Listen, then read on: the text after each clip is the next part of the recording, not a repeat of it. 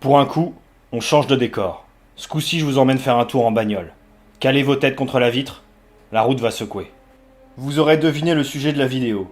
2 lanières élastiques, 2 coups de machine à coudre avec un pattern en zigzag pour assembler du pseudo-tissu issu de la pétrochimie, et vous avez une muselière à bas coût qu'on tente d'imposer à une populace apathique, tétanisée par la peur. Bizarrement, l'idée d'être un chien de Pavlov respirant son haleine pour pouvoir consommer ne me réjouit guère. Je trouve même ça plutôt flippant. Une armée de zombies masqués asphyxiés par leur miasme qui macèrent dans les conditions idéales d'humidité et de chaleur dégagées par leurs expirations syncopées me fait penser à une dystopie que George Orwell ou Aldous Huxley, en leur si juste prophétie, n'auraient pu imaginer. Des masques d'infamie inutiles en cas de virus qui sont imposés à la masse pour une grippe moins létale qu'un calvat de ferme qu'on fait boire à un Parisien histoire de le faire changer de couleur. Le masque ne protège que de l'esprit de révolte. Bien soumis avec son uniforme dans la poche, qu'on sort à chaque injonction, on crée un citoyen docile qui se dit « Je peux bien faire cette concession. Je vais pas sortir du rang, personne ne le fait. Et puis j'ai pas envie de prendre une amende. » Pourquoi sortir du rang ? C'est exactement le sujet qui nous concerne. Cette histoire de port du masque est une nouvelle étape dans le test de consentement qu'on applique à l'échelle globale. On vous a enfermé pendant des semaines pour soi-disant vous protéger en vous martelant que les masques ne servaient à rien. Et une fois libre, on tente de vous les imposer. L'autre jour, je suis allé boire une tasse à mon bistrot de campagne. Et j'entendais la patronne dire que c'était pour écouler les commandes de masques qui sont enfin arrivées. Eh bien, je pense que c'est bien plus pernicieux que ça. Ce geste, devenu anodin, est symboliquement une façon de nous empêcher de respirer et de nous couper la parole.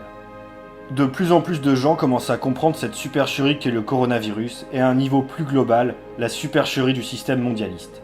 Et nous sommes bâillonnés dans la rue avec nos muselières et bâillonnés sur internet par la censure. Ils ne craignent pas la propagation du virus mais la propagation de la vérité. Un peuple éveillé ne ferait pas leurs affaires. Il leur faut un peuple endormi et manipulé par la peur. La seule propagation que nous devons craindre est celle de la trouille, elle qui nous lie dans l'ombre, ce virus incapacitant qui nous fait attendre dans un coin qu'on vienne prendre soin de nous. S'il y a bien un truc qui me fait flipper depuis que je suis gosse, ce sont les masques. Kubrick n'est sûrement pas étranger à la chose. Des masques grotesques de carnaval aux masques chosifiants des jeux sadomaso, il y a toujours un truc qui m'a gêné. Le masque a eu différentes utilisations au long des millénaires. D'abord objet de communion avec les dieux, c'est devenu un marquage de soumission.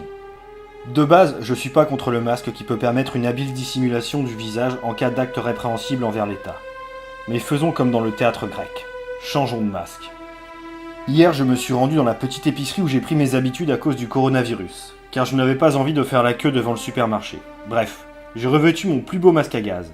Du bon masque à gaz de Pécor qui sert à étaler le vilain chimique de Bayer Monsanto, et je suis allé chercher 2 canettes car mon frangin passait boire un coup.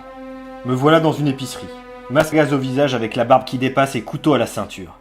Eh bien cette scène surréaliste a fait marrer tout le monde.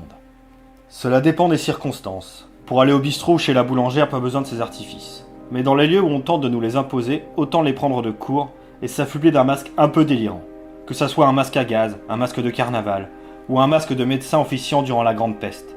Vous savez, ces masques terrifiants au bec de corbeau exagérément longs. Port du masque obligatoire ne précise pas le type de masque. En lieu public alors qu'il est privé, en lieu clos alors que la porte est ouverte. Il n'y a rien qui va droit là-dedans. Ne laissez pas l'État être aux manettes. Coupez le cordon, balancez vos masques ou agissez comme un troll. Faisons de cette mascarade sanitaire un vaste carnaval grotesque et hilarant. Histoire de ridiculiser les puissants et leurs soumises. Histoire de leur montrer que le peuple libre n'est pas dupe.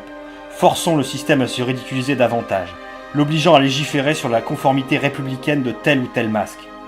Pour ce qui est de la masse, ne vous en souciez pas.